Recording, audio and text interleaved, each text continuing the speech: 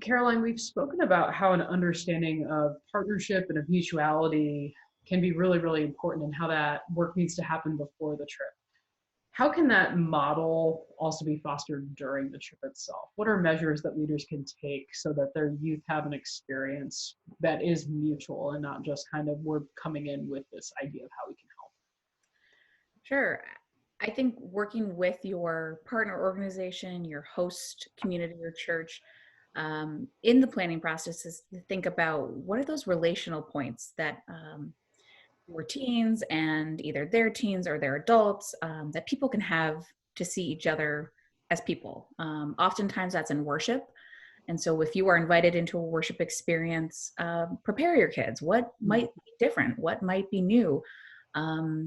If you're invited to speak, how are they being gracious and not coming as hosts, right? That we show up a lot of times and think this is our space, but coming as guests who are glad to be guests.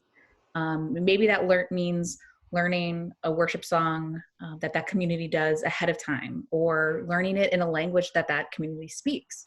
We partnered with a lot of Spanish-speaking organizations, and I've always been glad when our kids either know Spanish or we have taken the time to learn that song ahead of time. It's not a language I travel in well or often, but I want to learn so that I can be a good guest, not try to be host.